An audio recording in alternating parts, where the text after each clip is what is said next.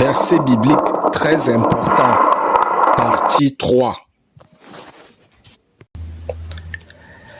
Galates 5, versets 16 à 26. Je dis donc, marchez selon l'esprit et vous n'accomplirez pas les désirs de la chair. Car la chair a des désirs contraires à ceux de l'esprit et l'esprit en a de contraires à ceux de la chair. Ils sont opposés entre eux, afin que vous ne fassiez point ce que vous voudriez. Si vous êtes conduits par l'esprit, vous n'êtes point sous la loi. Or, les œuvres de la chair sont manifestes.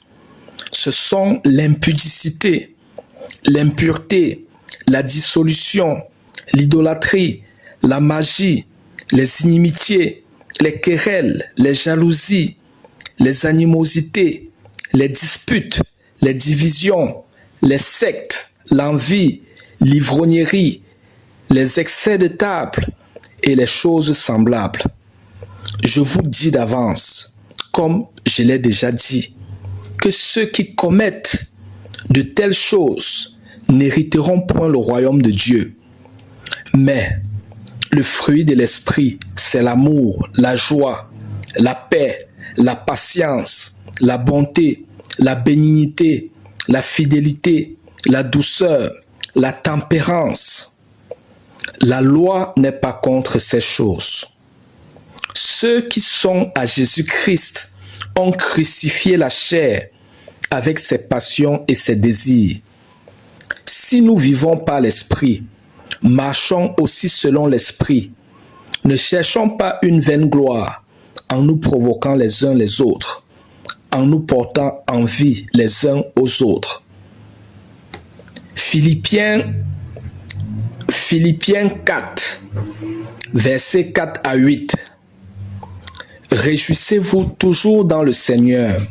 Je le répète, réjouissez-vous. Que votre douceur soit connue de tous les hommes. Le Seigneur est proche. Ne vous inquiétez de rien, mais en toutes choses, faites connaître vos besoins à Dieu par des prières et des supplications, avec des actions de grâce. Et la paix de Dieu qui surpasse toute intelligence gardera vos cœurs et vos pensées en Jésus-Christ.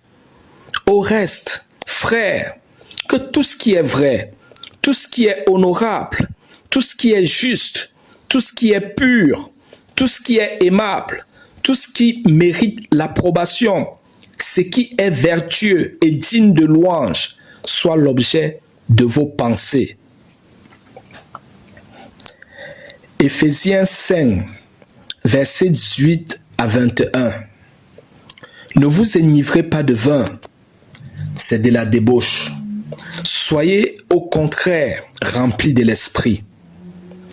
Entretenez-vous par des psaumes, par des hymnes et par des cantiques spirituels, chantant et célébrant de tout votre cœur les louanges du Seigneur.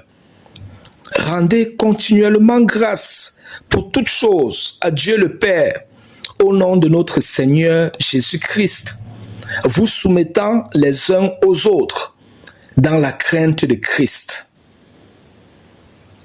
Éphésiens 6, versets 10 à 18.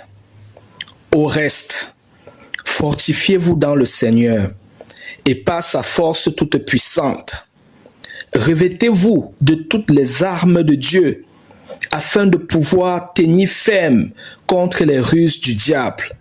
Car nous n'avons pas à lutter contre la chair et le sang, mais contre les dominations, contre les autorités, contre les princes de ce monde de ténèbres, contre les esprits méchants dans les lieux célestes.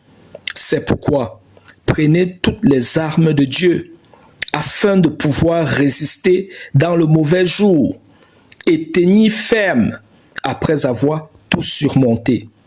Tenez donc ferme, ayez à vos reins la vérité pour ceinture. Revêtez la cuirasse de la justice. Mettez pour chaussure à vos pieds le zèle que donne l'évangile de paix. Prenez par-dessus tout cela le bouclier de la foi avec lequel vous pourrez éteindre tous les traits enflammés du malin. Prenez aussi le casque du salut et l'épée de l'esprit, qui est la parole de Dieu. Faites en tout temps par l'esprit toutes sortes de prières et de supplications. Veillez à cela avec une entière persévérance et priez pour tous les saints.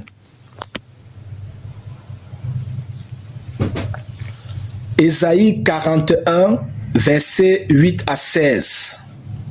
Mais toi, Israël, mon serviteur Jacob que j'ai choisi, race d'Abraham que j'ai aimé, toi que j'ai pris aux extrémités de la terre et que j'ai appelé d'une contrée lointaine, à qui j'ai dit, tu es mon serviteur, je te choisis et ne te rejette point. Ne crains rien car je suis avec toi. Ne promène pas des regards inquiets car je suis ton Dieu. Je te fortifie, je viens à ton secours, je te soutiens de ma droite triomphante. Voici, ils seront confondus, ils seront couverts de honte, tous ceux qui sont irrités contre toi. Ils seront réduits à rien, ils périront, ceux qui disputent contre toi. Tu les chercheras et ne les trouveras plus, ceux qui te suscitaient querelle. Ils seront réduits à rien, réduits au néant, ceux qui te faisaient la guerre.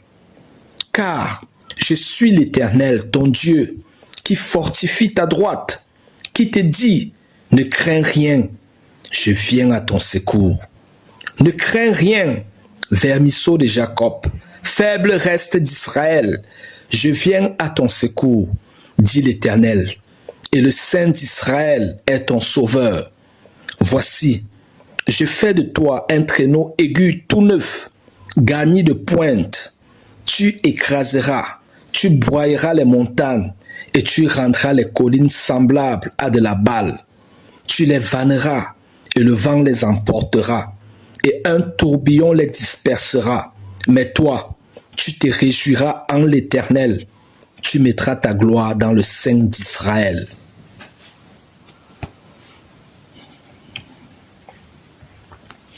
Jacques 1, versets 2 à 8. Mes frères, regardez comme un sujet de joie complète les diverses épreuves auxquelles vous pouvez être exposés, sachant que l'épreuve de votre foi produit la patience. Mais il faut que la patience accomplisse parfaitement son œuvre, afin que vous soyez parfaits et accomplis, sans faillir en rien. Si quelqu'un d'entre vous manque de sagesse, qu'il la demande à Dieu, qui donne à tous simplement et sans reproche, et elle lui sera donnée.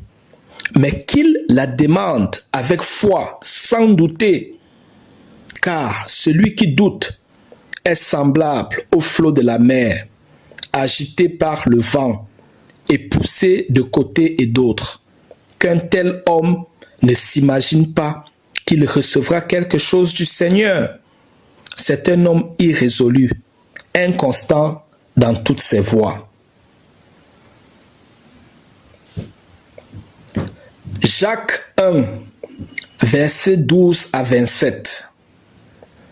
Heureux l'homme qui supporte patiemment la tentation, car après avoir été éprouvé, il recevra la couronne de vie que le Seigneur a promise à ceux qui l'aiment. Que personne, lorsqu'il est tenté, ne dise « c'est Dieu qui me tente », car Dieu ne peut être tenté par le mal, et il ne tente lui-même personne. Mais chacun est tenté quand il est attiré et amorcé par sa propre convoitise. Puis, la convoitise, lorsqu'elle a conçu, enfante le péché, et le péché étant consommé, produit la mort. Ne vous y trompez pas, mes frères bien-aimés. Toute grâce excellente et tout don parfait descend d'en haut du Père des Lumières, chez lequel il n'y a ni changement, ni ombre de variation. Il nous a engendrés selon sa volonté, par la parole de vérité, afin que nous soyons en quelque sorte les prémices de ses créatures. Sachez-le, mes frères bien-aimés, ainsi que tout homme soit prompt à écouter, lent à parler, lent à se mettre en colère, car la colère de l'homme n'accomplit pas la justice de Dieu. C'est pourquoi, rejetant toute souillure et tout excès de malice, recevez avec douceur la parole qui a été plantée en vous et qui peut sauver vos âmes. Mettez en pratique la parole et ne vous bornez pas à l'écouter en vous trompant vous-même par de faux raisonnements. Car si quelqu'un écoute la parole et ne la met pas en pratique, il est semblable à un homme qui regarde dans un miroir son visage naturel et qui, après s'être regardé, s'en va et oublie aussitôt quel il était. Mais celui qui aura plongé les regards dans la loi parfaite, la loi de la liberté, et qui aura persévéré, n'étant pas un auditeur oublieux, mais se mettant à l'œuvre, celui-là sera heureux dans son activité. Si quelqu'un croit être religieux, sans tenir sa langue en bride, mais en trompant son cœur, la religion de cet homme est vaine. La religion pure et sans tache devant Dieu notre Père consiste à visiter les orphelins et les veuves dans leur affliction et à se préserver des souillures du monde.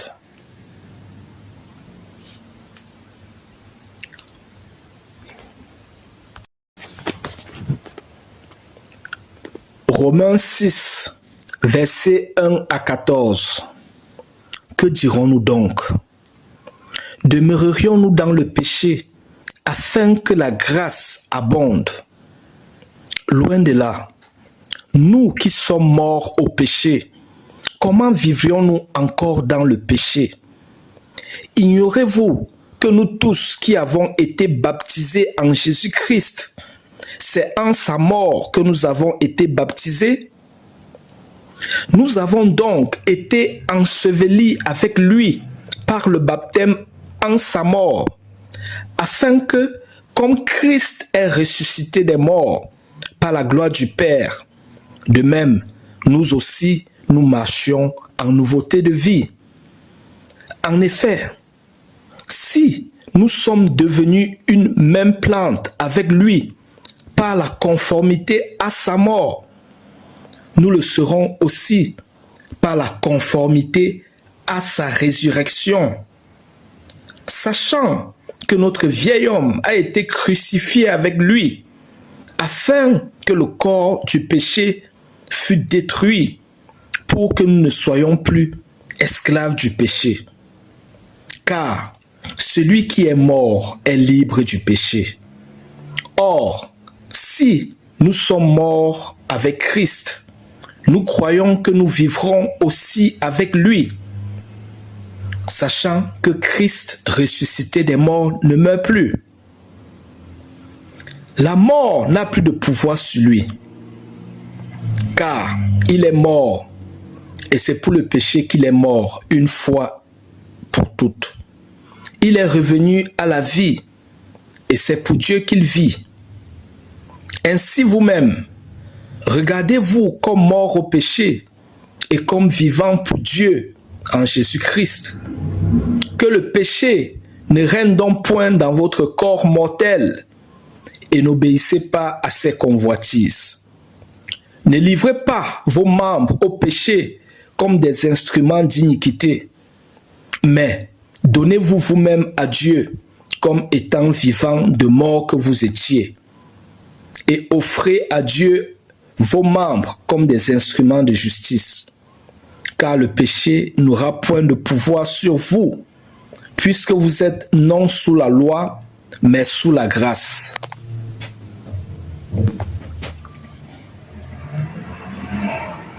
Romains chapitre 12. Je vous exhorte donc, frères, par les compassions de Dieu, à offrir vos corps comme un sacrifice vivant, saint, agréable à Dieu, ce qui sera de votre part un culte raisonnable. Ne vous conformez pas au siècle présent, mais soyez transformés par le renouvellement de l'intelligence, afin que vous discerniez quelle est la volonté de Dieu, ce qui est bon, agréable et parfait. Par la grâce qui m'a été donnée, je dis à chacun de vous de n'avoir pas de lui-même une trop haute opinion, mais de revêtir des sentiments modestes, selon la mesure de foi que Dieu a départie à chacun. Car, comme nous avons plusieurs membres dans un seul corps, et que tous les membres n'ont pas la même fonction, ainsi, nous qui sommes plusieurs, nous formons un seul corps en Christ, et nous sommes tous membres les uns des autres.